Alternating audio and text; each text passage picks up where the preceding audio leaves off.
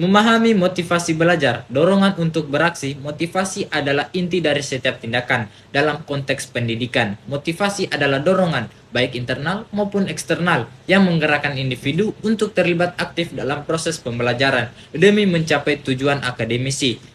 Tanpa motivasi, inisiatif belajar itu seringkali meredup, keterlibatan berkurang, dan ketekunan pun goyah. Motivasi mempengaruhi bagaimana siswa memulai tugas, seberapa besar usaha mereka curahkan, dan strategi belajar apa yang mereka pilih, dan seberapa gigih mereka menghadapi tantangan.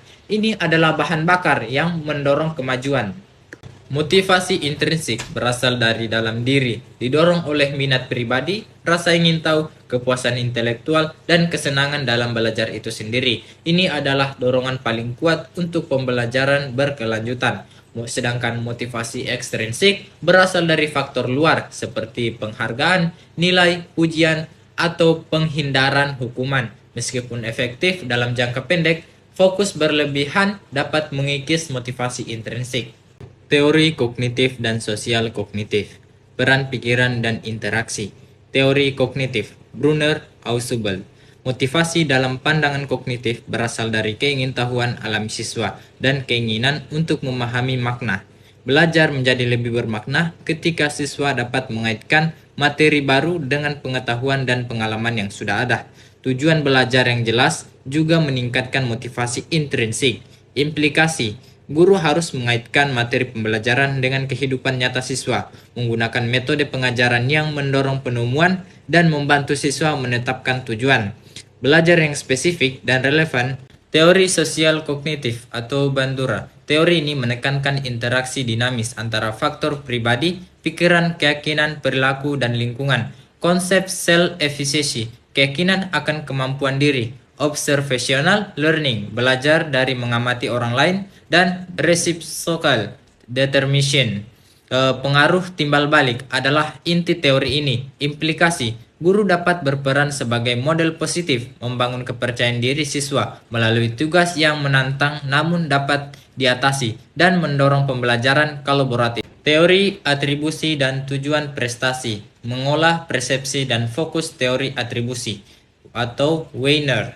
Motivasi siswa sangat dipengaruhi oleh cara mereka menafsirkan penyebab keberhasilan atau kegagalan mereka. Atribusi yang sehat menekankan usaha dan strategi, bukan bakat atau nasib. Ini mendorong siswa untuk mengambil kontrol atas pembelajaran mereka. Implikasi, berikan umpan balik yang membangun atribusi positif. Fokus pada proses dan peningkatan, bukan hanya hasil.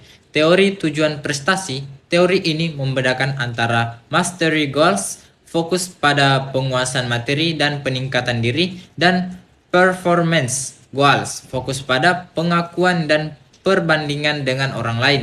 Orientasi mastery dikaitkan dengan motivasi jangka panjang dan ketahanan. Implikasi, dorong orientasi mastery, hindari kompetisi berlebihan dan tekanan nilai proses belajar. Teori harapan, nilai dan faktor eksternal membangun keyakinan dan lingkungan. 1. Teori harapan. Nilai motivasi dipengaruhi oleh dua faktor utama. Harapan untuk berhasil, keyakinan siswa bahwa mereka bisa mencapai tujuan, dan nilai tugas seberapa penting, menarik, dan relevan tugas itu bagi siswa. Implikasi, bangun keyakinan siswa terhadap kemampuan mereka dan kaitkan materi pembelajaran dengan minat serta relevansi dalam kehidupan sehari-hari mereka. 2. Faktor lingkungan dan relasi. Dukungan dari keluarga dan fasilitas sekolah yang memadai sangat berpengaruhi pada motivasi. Selain itu, relasi positif antara guru dan siswa menciptakan lingkungan aman yang mendorong keterlibatan dan kepercayaan. 3. Gaya belajar dan kebutuhan psikologis.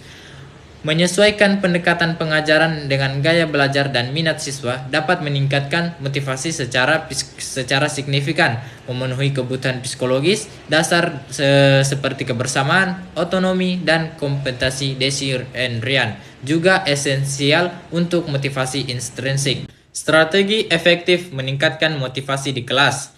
Meningkatkan motivasi belajar siswa adalah tugas berkelanjutan yang membutuhkan kombinasi strategi yang bijaksana dan konsisten. Berikut beberapa pendekatan kunci yang dapat diterapkan oleh para pendidik. Umpan balik positif dan tepat waktu. Berikan umpan balik yang spesifik, konstruktif, dan segera fokus pada usaha dan kemajuan, bukan hanya hasil akhir. Tantangan yang sesuai, sajikan tugas yang sedikit di atas kemampuan siswa atau zona perkembangan proksimal agar menantang tetapi tidak terlalu sulit sehingga menimbulkan frustasi. Pembelajaran bermakna.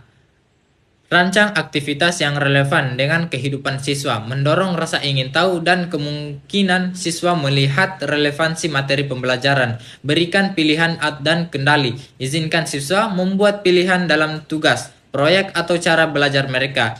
Ini meningkatkan rasa kepemilikan dan otonomi. Bangun hubungan suportif. Ciptakan iklim kelas yang positif di mana siswa merasa aman, dihargai, dan memiliki koneksi dengan guru dan teman sebaya mereka. Kesimpulan, membangun generasi pembelajar mandiri motivasi adalah pilar utama keberhasilan pendidikan dengan memahami kompleksitasnya melalui berbagai teori seperti behavioristik, humanistik, kognitif, sosial kognitif, atribusi, tujuan prestasi, dan harapan nilai. Kita memperoleh wawasan mendalam tentang apa yang menggerakkan mahasiswa. Faktor-faktor seperti dukungan lingkungan, relasi guru-siswa, gaya belajar, dan kebutuhan psikologis berperan besar dalam membentuk dorongan ini.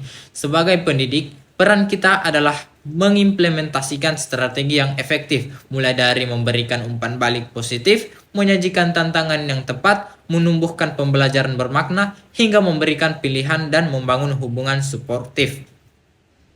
Dengan demikian, kita tidak hanya mengajarkan materi, tetapi juga menciptakan lingkungan yang memberdayakan siswa untuk menjadi pembelajar yang aktif, mandiri, dan berkelanjutan seumur hidup.